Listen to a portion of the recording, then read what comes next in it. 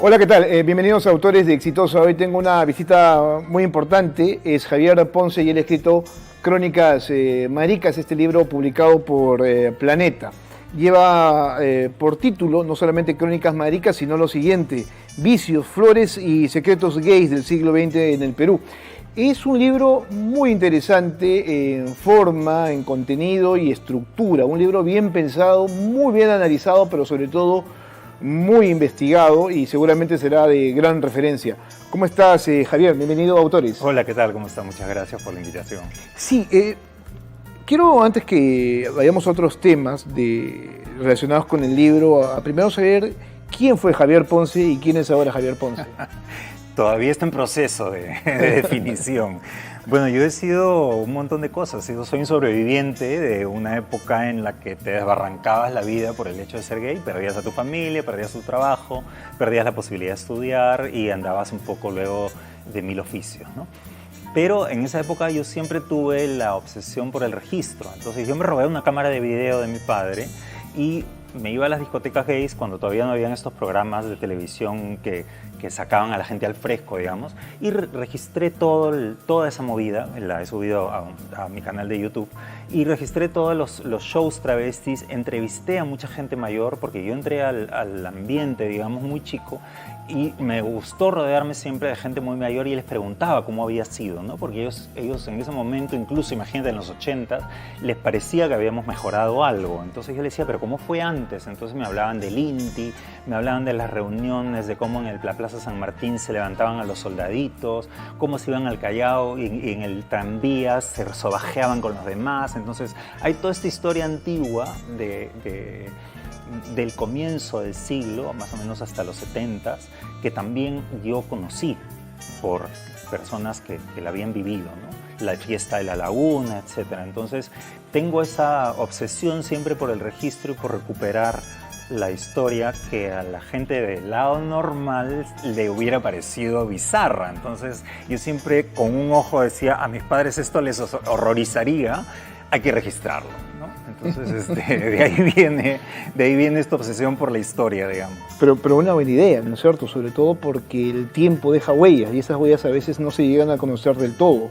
Solemos ser un país que trata de olvidar de alguna manera, y lo digo de manera transversal, absolutamente todo.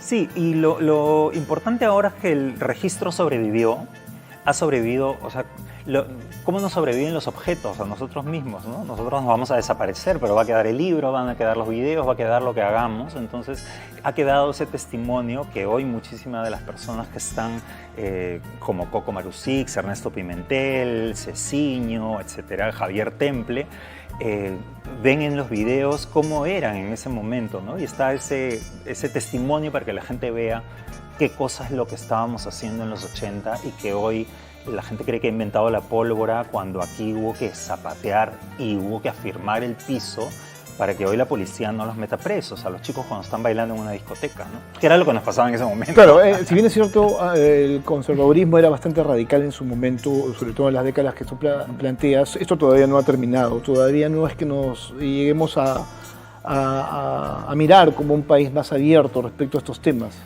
No, siempre retrocedemos un poco. Esto es como el ferrocarril, un paso para adelante y dos para atrás. Siempre se retrocede por varias razones, ¿no? Primero, porque no hay una estructura social que nos contenga.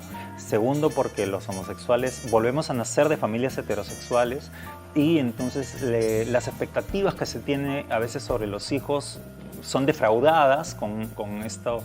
Y la gente sabe que es una vida un poco más difícil que la otra. En otros sentidos es más fácil, ¿eh? Porque también si no tienes hijos, etcétera, no tienes que trabajar tanto, te alcanza más el presupuesto, tienes eternamente 29 años, entonces también hay una serie de ventajas que la gente en su momento no ve. No vas a abandonar a tus padres por otra familia, entonces también vas a ser un soporte. Con el tiempo lo entienden, ¿no?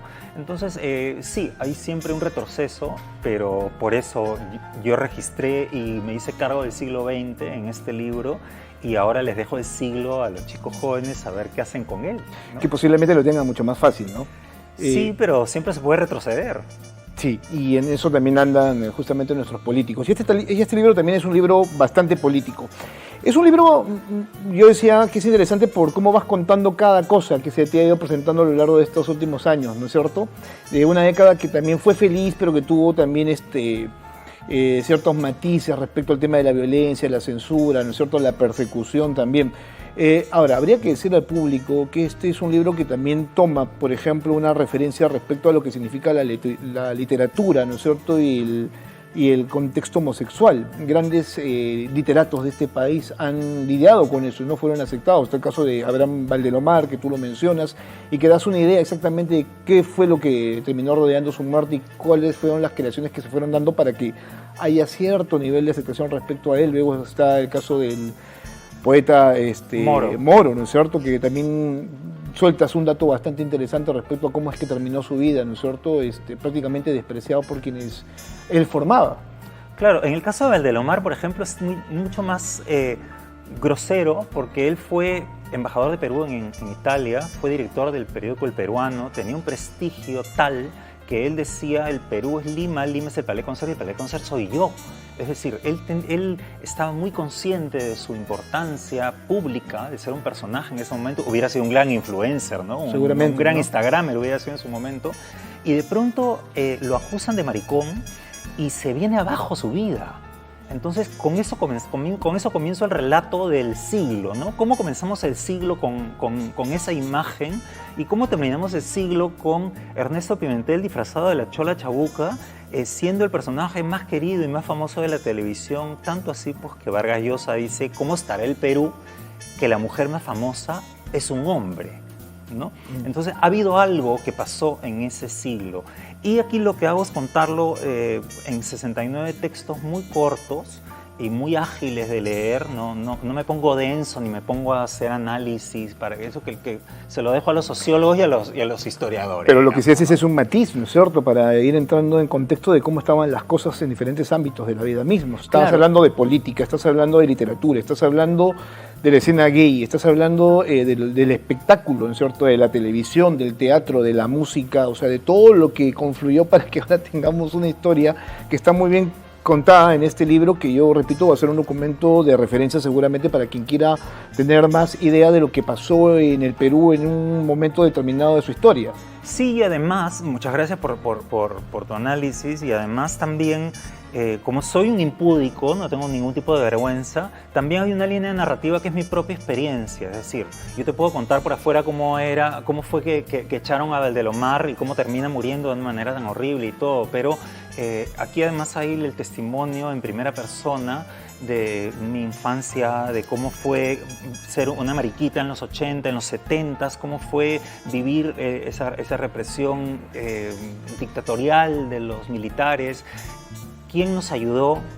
Nadie, ¿no? Ni un lado ni el otro. Entonces, también creo que tiene ese valor, cómo luego cómo uno laboralmente va de tumbo en tumbo, también perdiendo un poco todo y termino maquillando muertos, ¿no? Entonces, yo creo que también tiene ese valor adicional del chisme, de meterte en la cama ajena, ¿no? Para la gente que le puede interesar. Oye, ¿cómo era Dioberti? ¿Cómo fue estar muy cerca de Bailey? ¿Qué pasó con Beto Ortiz? ¿Qué cosa fue lo que estuvo alrededor de todos estos personajes que tuve cerca y que pude ver, ¿no? Tú dices que esto lo escribes en primera persona. Sí, hay crónicas, hay capítulos en los cuales se nota, sobre todo tu infancia y parte de tus temas personales. Y yo te iba a tocar esto porque creo que dentro de esa línea hay historias que son bastante enriquecedoras, como por ejemplo la de tu madre, que me llamó mucho la atención porque se gradúa como ingeniera, ¿no es cierto? Es más, no le gustaba que le dijeran ingeniera, claro, hasta pero me llamó mucho la atención y me parece una línea argumental seguramente para un próximo libro, de que sea la primera mujer que estudia ingeniería en determinada universidad, para la cual crean un baño, porque antes las mujeres en el Perú no podían compartir el mismo espacio, ¿no es cierto?, de enseñanza con los hombres. No solamente eso, sino que además para las prácticas de topografía, que eran los sábados... Se le levantaba la falda. Claro, entonces tuvo que hacer toda una gestión con el rector para que le permitiera ir en pantalones ese día, ¿no? Porque estaba obligada a las mujeres a ir en falda a la universidad que tenían su carrera de decoración, ¿no? Y ella, como siempre, fue una persona que lo que me ha transmitido es la libertad, la lucha por la libertad, ¿no? Eso me gustó mucho cuando utilizas el argumento. Esto es defensa de los derechos, Sí. ¿no? Esto es feminismo, Esto no es el feminismo ponerte... de verdad, claro, no hacer pues el circo, que puede ser muy impactante para las redes y hacerte tu foto, pero el feminismo de verdad se hace siendo una persona que elimina los estereotipos y que ocupa espacios independientemente de lo que tengas entre las piernas, ¿no? Y para ocupar un espacio no te lo regalan, sino vas y luchas y estudias y te sacas el ancho un montón de años y entonces vas y aplicas al trabajo y te lo dan porque eres la persona más hábil para ocuparlo. Sí, eso rescato del libro porque lo he leído detenidamente y me pareció súper interesante, sobre todo no el tema de tu madre, sino otros más, por ejemplo, la historia de tus abuelos, de tu propio padre, ¿no es cierto? Y luego pasas a personajes que son bastante interesantes y que por lo general han sido muy aceptados y muy queridos. La historia, por ejemplo, de Coco Marusix, la historia esta de Dios Itasi, ¿no? La historia esta de Marisol Malpartida, que por cierto tiene una peluquería y todavía la conserva en Lince, un gran personaje también, de gente que ha transitado por muchos años en los medios de comunicación, pero hasta incluso ahí tú tienes una crítica respecto a ese tema. Lo que pasa es que... Yo siento que ganaron espacio. Sí, claro, claro. Fue gente que se hizo visible y que quizás también lo hizo porque no tenían nada que perder, ¿no? Pero en su momento yo creo que también fueron utilizados por los medios de comunicación para distraer y en los 90 esencialmente, y para perpetuar el estereotipo, ¿no? Porque se siguió haciendo los talk shows con la temática de la homosexualidad y lo que se presentaba eran travestis, ¿no? Y eran travestis que habían recogido de la Arequipa y que eran gente que no tenía otra alternativa laboral que prostituirse, porque claro, para ser peluquero o para hacer show en una discoteca tienes que tener o recursos o alguna habilidad, ¿no?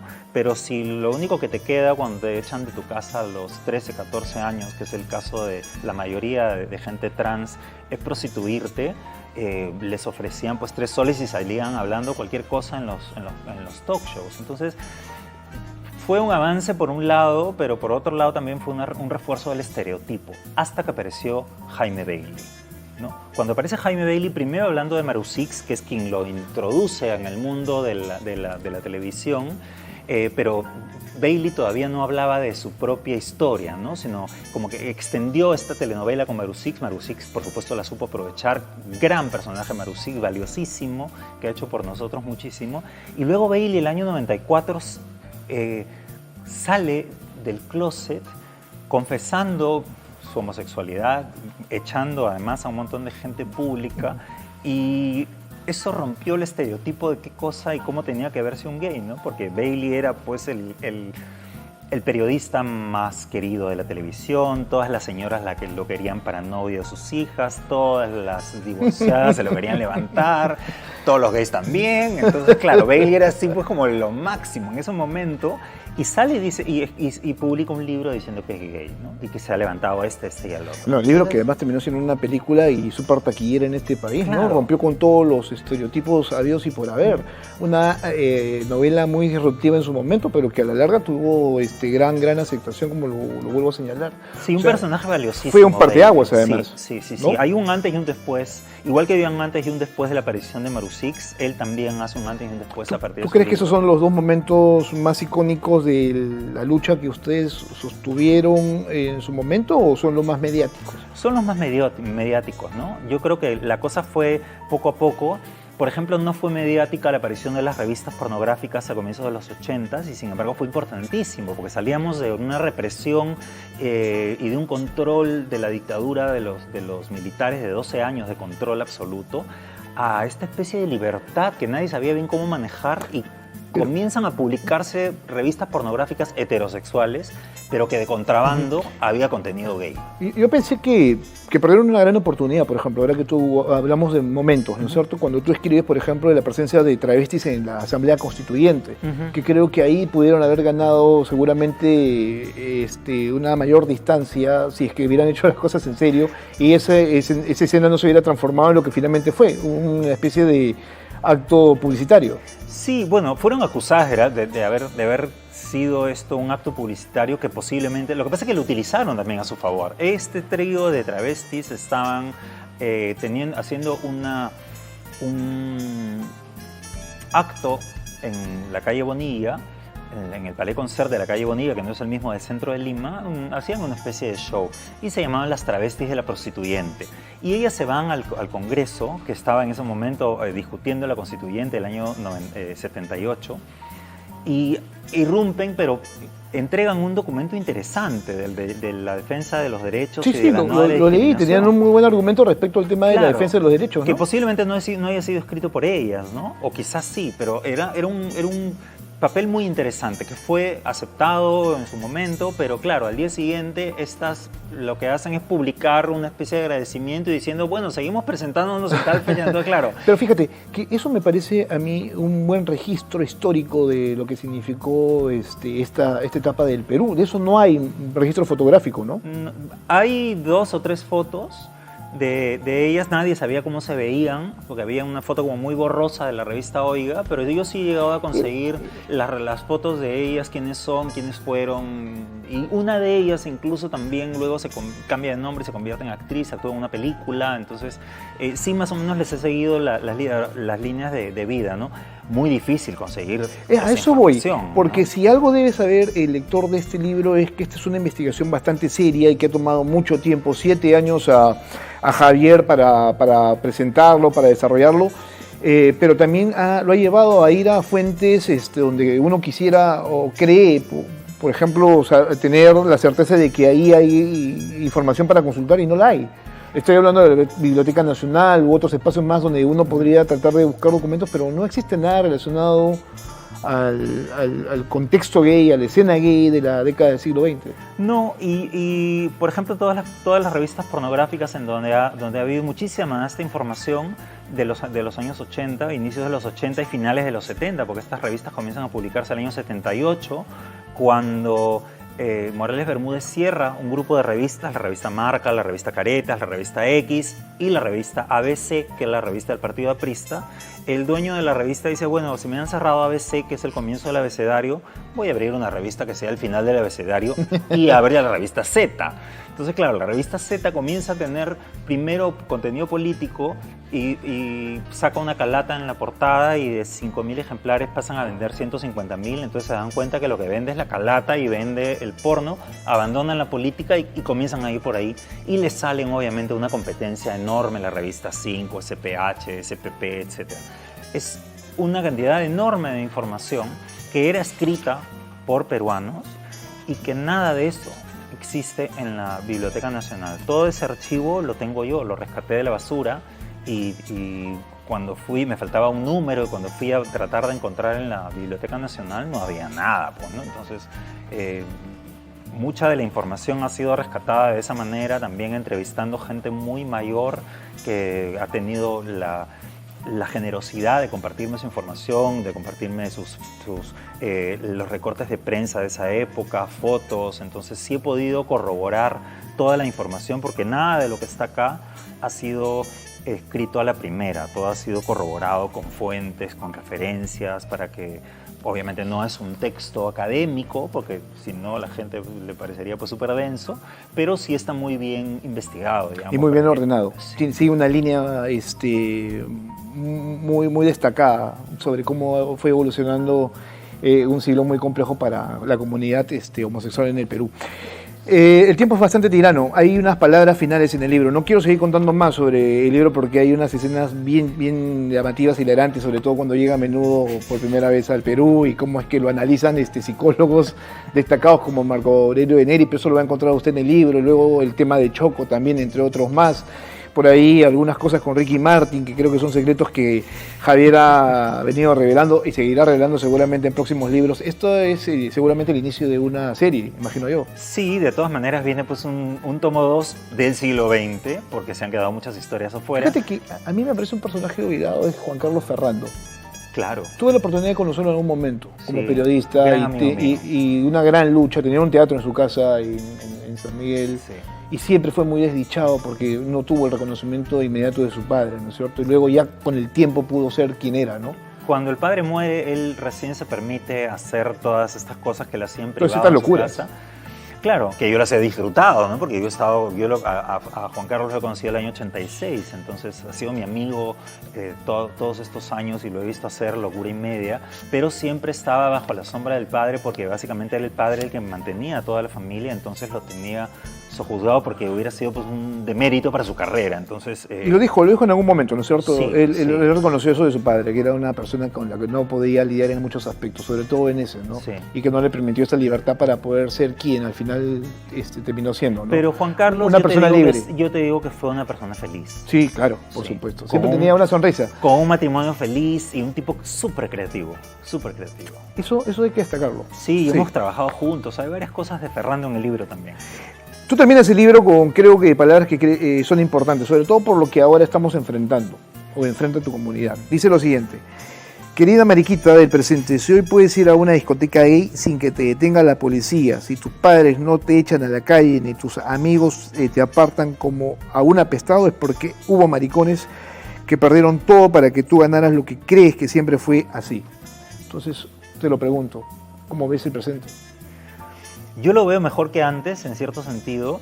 La gente menos comprometida. Yo creo que le han tirado a los políticos el trabajo que la gente tiene que hacer por su cuenta, porque si tú le echas al político la responsabilidad de que haga algo, lo va a hacer bajo sus intereses cuando le convenga, y cuando le convenga bloquearte, también te va a bloquear. Porque hay mucha gente que vive de que sigamos victimizados, ¿no? Entonces, la victimización paga, porque hay gente que va de ONG. Entonces, no hay que confiar en la gente que viene y te abraza de manera hipócrita o que te dice que sí está defendiéndote. Creo que nosotros tenemos cada uno que hacer su lucha personal y su lucha común, y así vamos a avanzar, teniendo conciencia de que no nos pise el poncho nadie, pues.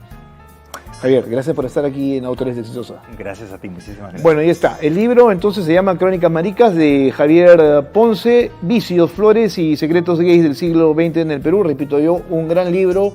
Este ha sido impreso por Editorial Planeta y está a disposición de todos ustedes. Nos vemos, se cuidan.